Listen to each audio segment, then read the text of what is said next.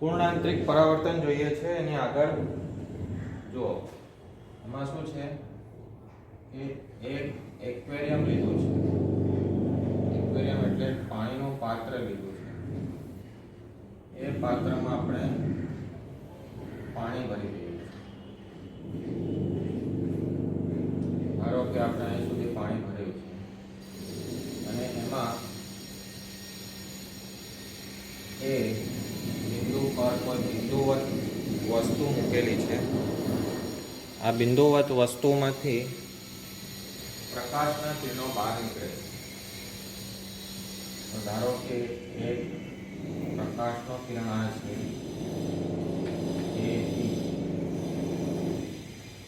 એ સ્નેલના નિયમ પ્રમાણે આપણે જોઈએ તો આ બિંદુ પર સ્નેલનો નિયમ લગાવીએ n1 sin theta 1 equal to n2 sin theta 2 આ સ્નેલનો નિયમ. ધારો કે આ જે માધ્યમ છે એનો વક્રી પૂર્ણાંક n2 equal to n છે અને આ હવાનો માધ્યમ છે એનો વક્રી પૂર્ણાંક n1 equal to 1 છે. તે n1 માધ્યમ હવાનો છે અને પાણીનો માધ્યમ જે છે એનો વક્રી પૂર્ણાંક n છે. એને આપણે n2 લીધું. હવે અહીં લગાવો તો જે બિંદુ પર પ્રકાશનું કિરણ આપાત થાય છે તે બિંદુ પર લંબ દોરો તો આ પ્રકાશનું કિરણ જે છે તે 0 ડિગ્રીનો કોણ બનાવે. એટલે 1 sin theta 1 equal to n2 ની કિંમત n લીધી છે અને આ sin 0 ડિગ્રી. અહીં કેટલો બને છે 0 ડિગ્રી. એટલે sin 0 0 થઈ જશે તો sin theta 1 તો theta 1 ની કિંમત 0 એટલે 0 ડિગ્રી પર આવે તો એક માધ્યમમાંથી બીજા માધ્યમમાં જાય શું થશે? પૂર્ણાંતરિક પરાવર્તન જેવી કોઈ ઘટના નહીં થાય. ઓનલી વક્રી કોણ થશે અને સીધે સીધું બહાર નીકળી. પછી ત્રાંસા કિરણો લઈએ. A1 લીધું. આ પ્રકાશનું કિરણ અહીંયા આટલા કોણ પર આપાત થાય છે તો અહીં તેનું આંશિક પરાવર્તન અને આંશિક વક્રીભવન થશે. એની આગળ જઈએ થીટા કોણનું મૂલ્ય શું થાય છે? વધે છે. આના કરતાં વધારે કોણ વધારે કિરણ શું થશે? વક્રીભૂત થશે અને આપાત કોણ ને પરાવર્તન કોણ સમાન. આ રીતે આંશિક પરાવર્તન આંશિક વક્રીભવન આમ વધારતા જઈએ. એક બિંદુ એવો આવે છે આ B2 બિંદુ આવે, આ B3 બિંદુ છે જ્યાં પ્રકાશનો કિરણ આમ જો સીધું હતું વાંકો થયો હજી વળ્યો પછી સપાટીને સમાંતર થઈ ગયું. બંને માધ્યમને જુદી કરતી સપાટીને સમાંતર થઈ જાય છે ત્યારે આ જે કોણ બને છે વક્રીભૂત કોણ 90 ડિગ્રીનો બને છે અને આપાત કોણ જે છે તેને C એટલે કે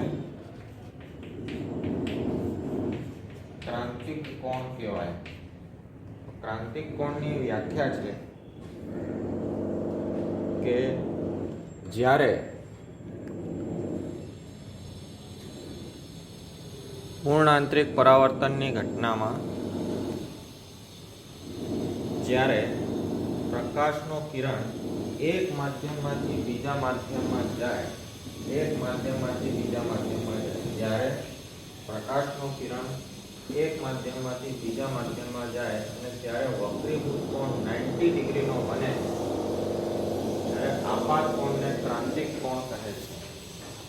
જ્યારે પ્રકાશનું કિરણ એક માધ્યમમાંથી બીજા માધ્યમમાં જાય ત્યારે વક્રીભૂત કોણ 90 ડિગ્રી હોય તો આપાત કોણને ક્રાંતિક કોણ કહે છે. કોનો ક્રાંતિક કોણ છે?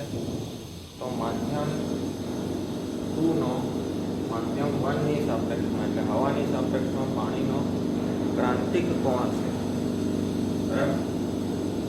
હવે એના કરતા આગળ જશે તો આપણે સમજી શકીએ છીએ કે હવે પૂર્ણ આંતરિક પરાવર્તન જ થશે. આ એંગલ સી કરતા વધારે તો એનો શું થશે? ત્રાસી થશે અને પછી અંદર જ જશે. આ ઘટના પૂર્ણ આંતરિક પરાવર્તન થઈ, પણ અહીંથી શરૂઆત થઈ ગઈ એટલે સી કરતા 1 સેકન્ડનો ખૂણો પણ વધારે હશે તો કિરણ શું થશે? પૂર્ણ આંતરિક પરાવર્તન કરશે. ડિગ્રી છે, મિનિટ છે, સેકન્ડ છે એની વાત કરું છું, સમય સેકન્ડની વાત નથી કરતો.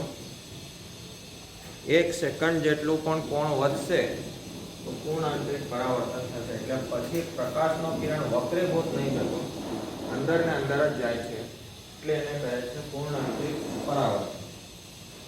આ થયું પૂર્ણ આંતરિક પરાવર્તન. હવે એની શરત મેળવીએ તો શરત શું છે? અહીંથી શરૂઆત થઈ જાય તો B3 બિંદુ પર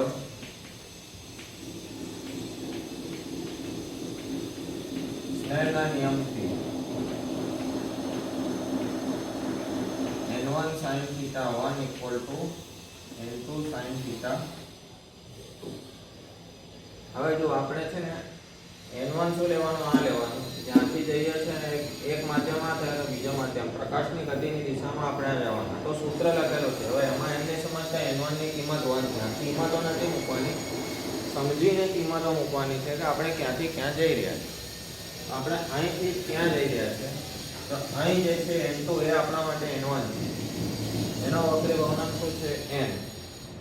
આપાત કોણ કેટલું છે? sin c. અહીં બીજો માધ્યમ છે એનો વક્રી વહનાંક કેટલો? 1 છે અને sin 90 ડિગ્રી. sin બરાબર 90 ડિગ્રી. sin 90 ડિગ્રી 1 થાય. n sin c is equal to 1 અને sin c is equal to 1 upon n. આ પૂર્ણ આંતરિક પરાવર્તનની શરત છે.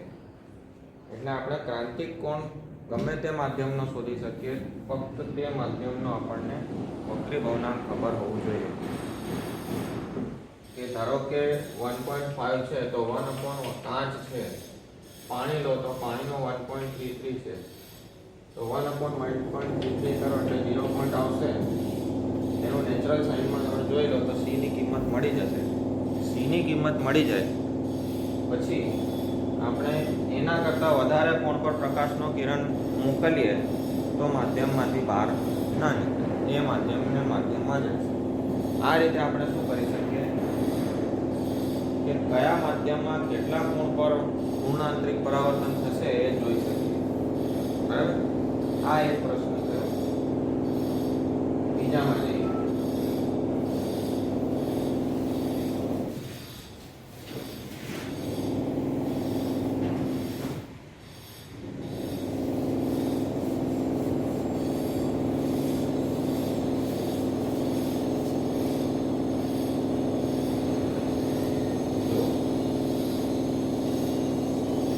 ઉદાહરણ લઈએ છીએ. ઉદાહરણ એટલે પ્રશ્ન છે. પ્રશ્નમાં એક ઉદાહરણ છે કે આપણે એક પાણીનું પાત્ર લઈએ, પાણીની ટાંકી લઈ લો, પાણીનો ગ્લાસ લઈ લો, કોઈ પાત્ર લો, ઘરમાં જે વસ્તુઓ હોય છે એમાં પાણી ભરીને મૂકી દઈએ. તો ધારો કે પાણીનો ગ્લાસ મૂકેલો છે. એ પાણીના ગ્લાસનું જે તળિયું છે તે આપણને જ્યારે પાણી ભરેલું હોય ત્યારે ઉપરની બાજુ દેખાય છે. તો શું કરવાનું કે પાણીના સ્ટીલનો જે ગ્લાસ છે એમાં પાણી ભરી દેવાનું અને એમાં એક કોઈન નાખી દેવાનું. 5 રૂપિયાનું કોઈન જે છે એ નાખી દેવાનું. એ તળિયા પરથી ઉપર દેખાશે આપણને. ખરેખર ઊંડાઈ છે એટલે એના કરતાં ઊંડું દેખાય. તો એ કેમ દેખાય છે અને કેટલી ઊંડાઈ પર દેખાય છે એનો સૂત્ર મેળવવાનું. તો એના માટે આ બે માધ્યમને જુદી કરતી સપાટી, ઉપર હવાના માધ્યમ છે અને અહીં પાણીનો માધ્યમ.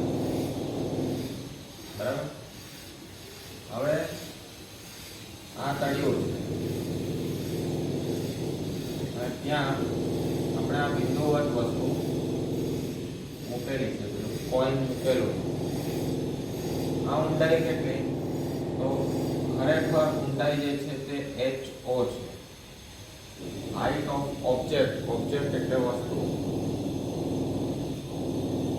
ત્યાંથી પ્રકાશનો કિરણ નીકળે છે.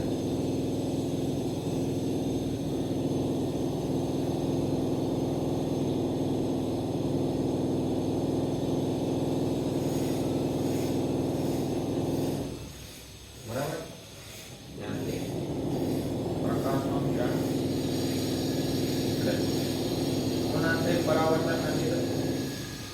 પૂર્ણાંતરિક પરાવર્તન થાય તો આપણને અંદરનો કોઈન દેખાય જ નહીં. એમાંથી આવતા પ્રકાશના કિરણો અંદર ને અંદર જ હોય, આપણે સુધી ના આવે, એટલે આપણને કોઈન દેખાવાનું બંધ થઈ જાય. તેથી પૂર્ણાંતરિક પરાવર્તન અત્યારે નથી થતું. જે બિંદુ પર પ્રકાશનો કિરણ આપાત થાય તે બિંદુ પર આપણે લંબ દોરી દઈએ.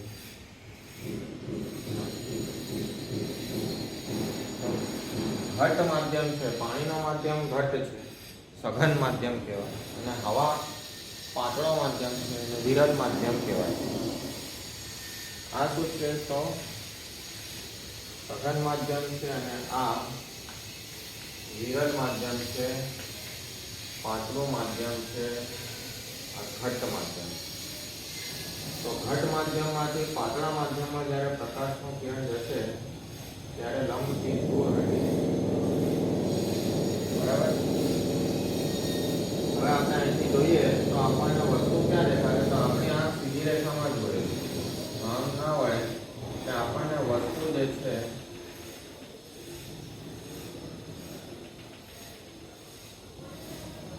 અહીં દેખાશે, આટલી ઊંચાઈ પર દેખાશે.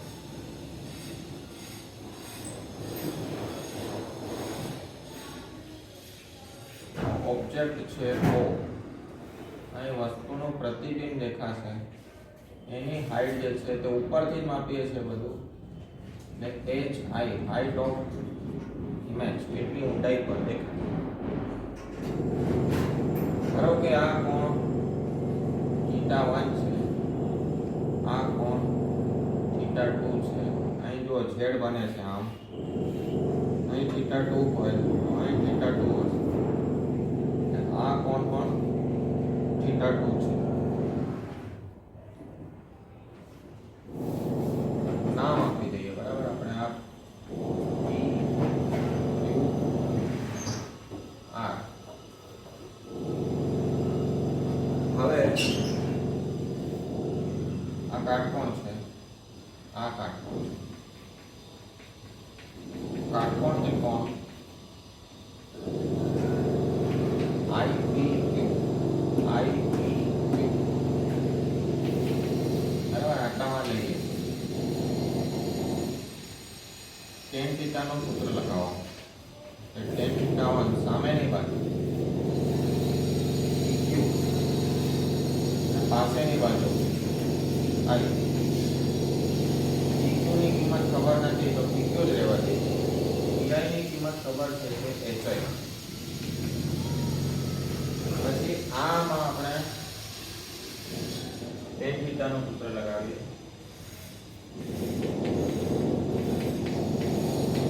કાટકોણ ત્રિકોણ ORQ માં, બરાબર? ORQ માં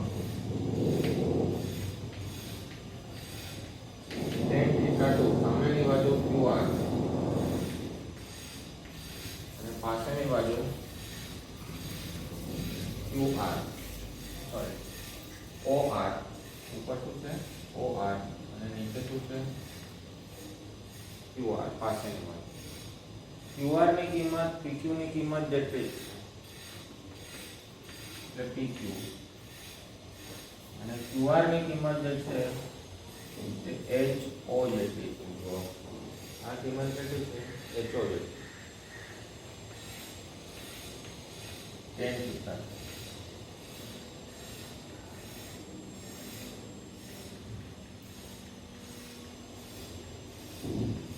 આ કોણ θ1 છે એટલે આ કોણ પણ કેટલો છે? θ1. Q બિંદુ પર સ્નેલના નિયમ n1 sin theta 1 equal to n2 sin theta. આ આપણા માટે n1 છે અને પહેલો માધ્યમ n2 છે, બરાબર. અહીંથી પ્રકાશનું કિરણ જાય છે, જેમાંથી જાય તે જ્યાં જાય તે n2, જેમાંથી જાય તે n1. તો n2 લઈએ, sin theta 2 equal to n1 sin theta. એટલે આમ સમજો કે ઊંધું લખ્યું. આ ઓરિજિનલ સમીકરણ આપણે વાપરીએ છીએ, એમાં ફરી પાછા આપણે જે કિંમત જોઈએ છે એ મૂકીએ છીએ. થીટા ખૂબ જ નાનો હોય તો sin theta અને tan theta લગભગ સમાન હોય છે, એટલે આપણે sin ની જગ્યાએ tan મૂકી દઈએ. n1 tan theta 2 ની કિંમત મૂકી pq/ho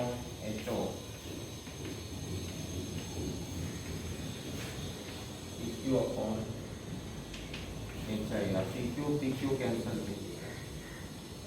તો આને સામે લઈ આવીએ, hi ભાગ્યા ho n1 ભાગ્યા n2. n1 શું છે?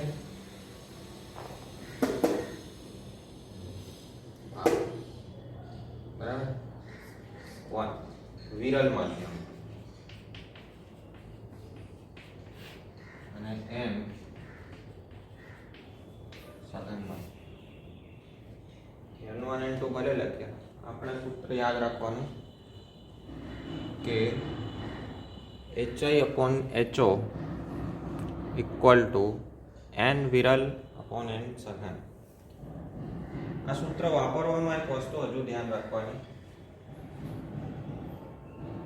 LHS માં હંમેશા hi/ho જ રહેવાનું છે, હંમેશા. એટલે કોઈ પણ પરિસ્થિતિમાં RHS માં વિરલ સઘન ચેન્જ થાય.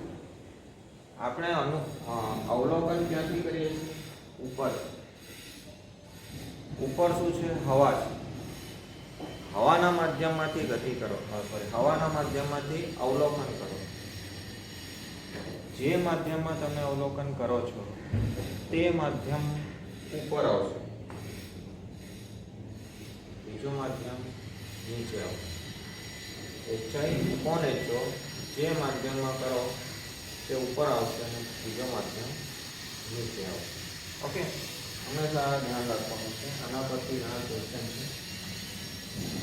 બીજો પ્રશ્ન,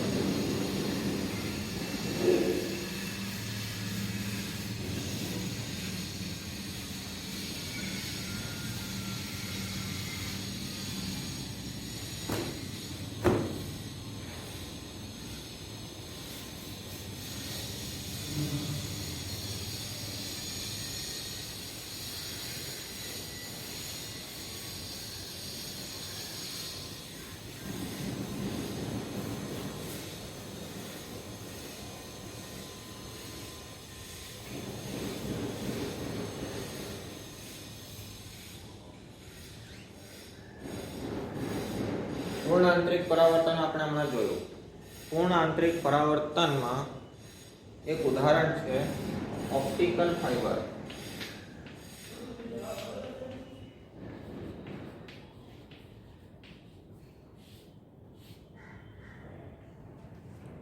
શું નામ છે?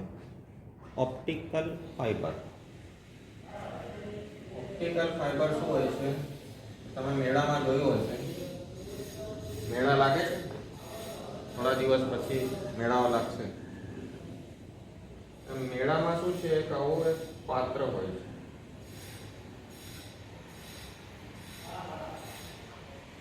એમાં છે ને આવા વાયર નીકળેલા હોય છે.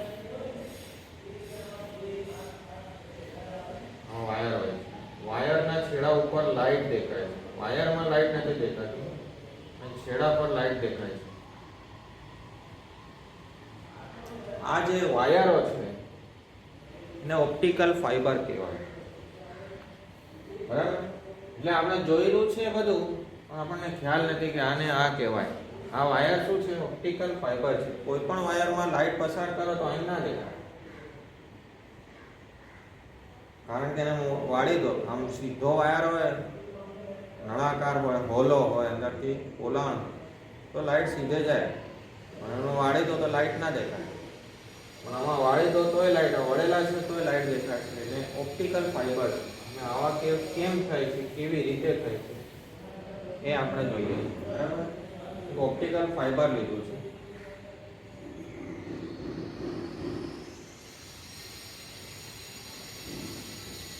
નો આશય થયો, આ એની અક્ષ થઈ. બરાબર, પ્રકાશનો કિરણ આમ આવે છે, થીટા આઈ આપાત કોણ હવાના માધ્યમમાંથી ઓપ્ટિકલ ફાઇબરના માધ્યમમાં જાય છે.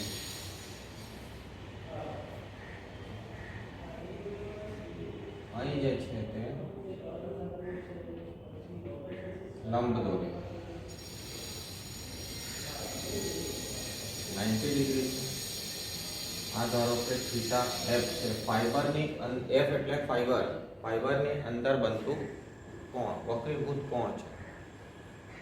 આ કોણ કેટલું હશે? બરાબર, અને ધારો કે હમણાં આલ્ફા છે. આ ત્રિકોણ બને છે. ત્રિકોણના ત્રણેય ખૂણાઓનો સરવાળો 180 ડિગ્રી થાય.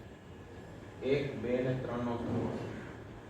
એટલે આલ્ફાની કિંમત શું આવશે? 180 degree minus 90 degree minus theta F. It is 90 degree minus theta F. એટલે આલ્ફાની કિંમત આપણને શું મળી ગઈ? 90 ડિગ્રી માઇનસ થીટા એફ. પૂર્ણ આંતરિક પરાવર્તન સમજ્યા. એમાં શું જોયું હતું કે જો આપાત કોણ સી કરતા વધારે હોય તો પ્રકાશનું કિરણ શું થશે? સી કરતા વધારે કોણ પર આપાત થાય તો પૂર્ણ આંતરિક પરાવર્તન. હવે આપણે જે પ્રકાશનું કિરણ અહીંથી મોકલ્યું, આ પ્રકાશનું કિરણ મોકલ્યું, એ જે ખૂણા ઉપર સપાટીને અડે છે, તો આ ખૂણાનું મૂલ્ય સી કરતા વધારે હોય તો પ્રકાશનું કિરણ શું થશે? પૂર્ણ આંતરિક પરાવર્તન. અહીંથી ત્યાં જશે, ફરી પાછું અહીં ફરી પાછી એ જ ઘટના થશે, પછી આમ જશે, પછી આમ જશે, એટલે અહીંથી બીજી જગ્યાએ બહાર. અંદર પરાવર્તન થયા જ કરશે વારાફરતી. અને શરત શું મળી આપણને કે 90 degree minus theta F greater then C હોવું જોઈએ. બરાબર, તો એ 90 ડિગ્રી માઇનસ થીટા એફ ની કિંમત સી કરતા વધારે હોય તો આપણને શું મળશે? પૂર્ણ આંતરિક પરાવર્તન મળે. આપણે એ પણ જોયેલું છે કે તો આપણે સી કેટલું રાખવાનું, મટીરિયલ કયો વાપરવાનું, ઓપ્ટિકલ ફાઇબર બનાવવું હોય તો મટીરિયલ શું વાપરવાનું? તો એના માટે સૂત્ર છે sin c = 1/n. બરાબર, આ કન્ડિશન સેટિસ્ફાઈ થાય, આ કન્ડિશનનું પાલન થાય, આ શરતનું પાલન થાય તે માટે શું હોવું જોઈએ? કે આ કોણનું મૂલ્ય સી કરતાં વધારે હોવું જોઈએ. તો આપણે સી ને ઓછું કરી દઈએ. શું કરી દઈએ? સી ની કિંમત ઓછી હોય તો ઓબ્વિયસલી આની કિંમત વધારે હશે. સી ની કિંમત ઓછી રાખવા માટે એન ની કિંમત વધારવી પડે. એટલે વધારે જે મટીરિયલનો વક્રી ભવનાંક વધારે હોય એવા મટીરિયલનો ઉપયોગ કરવો પડે.